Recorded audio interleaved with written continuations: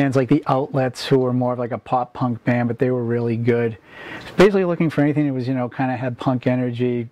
After the first initial Boston punk era and until the hardcore thing really happened, I was always looking for bands that had a high energy level, and Mission of Burma definitely fit into that category. The Freeze, who were actually from Cape Cod, kind of fit that category. But then I started hearing the Boston bands like SSD Control and the FUs and Jerry's Kids, and they didn't all immediately click for me.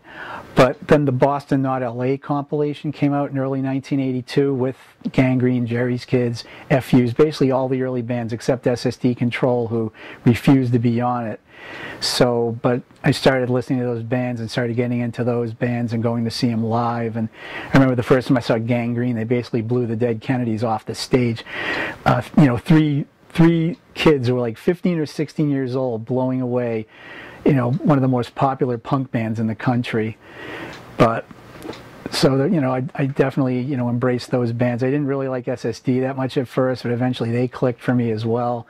I also got into bands like the Proletariat, who weren't really a hardcore band, but they played hardcore shows. They were more of like in a post-punk Gang of Four vein with political lyrics, but I heard their stuff on the radio.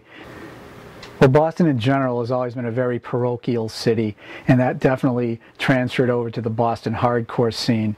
A lot of pride in being from Boston, the Boston Crew, you know, a tight-knit group of people. And DYS had a song called Wolf Pack where they talked about walking the streets 20 or 30 or 40 strong.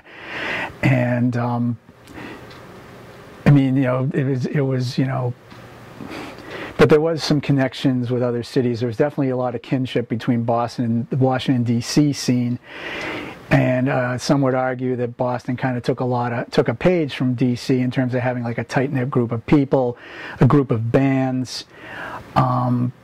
And there was definitely friendship between those two scenes. Maybe not so much Boston and New York at first. There's always been a big Boston-New York rivalry with the Red Sox and the Yankees and all that. And it took a while, I think, for things to kind of thaw between Boston and New York. Like people from Boston would go down to New York City and, you know, try to raise hell at the shows down there and all that. Just once again, just showing the whole Boston pride thing.